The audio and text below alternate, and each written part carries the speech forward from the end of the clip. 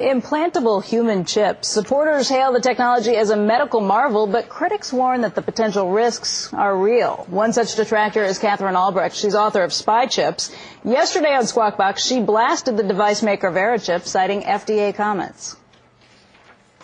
Well, they talked about, for example, electrical hazards. This thing is by no means inert. The way it works is it actually picks up and amplifies ambient electromagnetic energy from the reader devices. And if you have one of these things in your arm and you get within range of a powerful electromagnetic field, it can actually burn you.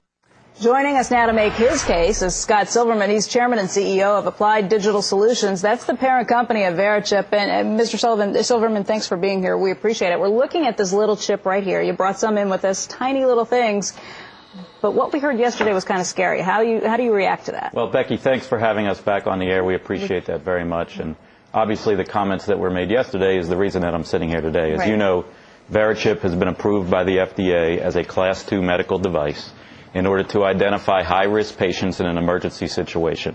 It's elective, it's voluntary, and it is certainly critical to the evolution of information technology in healthcare, which we all know is archaic, the way healthcare is done today in emergency rooms and physicians' offices.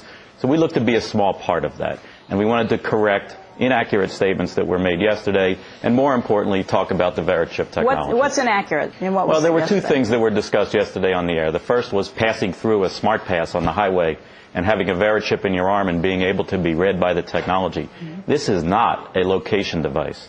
This is a passive device that cannot be read in that atmosphere, in the smart pass atmosphere. The second thing is MRI compatibility. When any new medical device is approved by the FDA, obviously they're going to list certain risk factors. That was one of the risk factors they listed, and as a result of that, we commissioned the University of Minnesota to do a study, which has been submitted to the FDA, that declares Verichip to be MRI compatible. Oh, go ahead. You have one in your arm right now. That's correct. Where is it? It's in the upper right arm. It's a simple injection process, just like getting a shot of penicillin. Is it painful? Not at all. They numb the area slightly. You don't feel it. They put a Band-Aid on it. Within 2 days, you don't even know it's there. And can we, I don't know, did you get a good shot of this, Peter, the chip? I don't know how tight you can get on it, but these are small, and you've got a scanner with you right now. That's correct. Right? This is the passive scanner that awakens our proprietary chip. It is not an active RFID tag that they have in retail environments where the technology is used for the benefit of the retailer.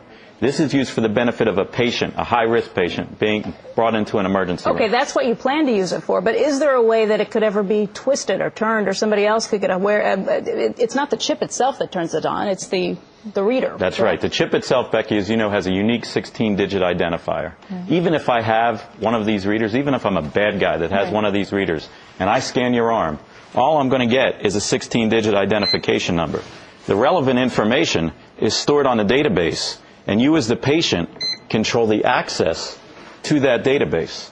So all you see you getting here is a 16-digit identifier, and the database information is really where the medical records are stored, and you as the patient have control over that database. You allow what group of affiliates, such as emergency rooms, that you want to have access to that database. So control is at the root of privacy. We have a very large privacy policy. I dare to say that we're leaders in the RFID industry when it comes to that.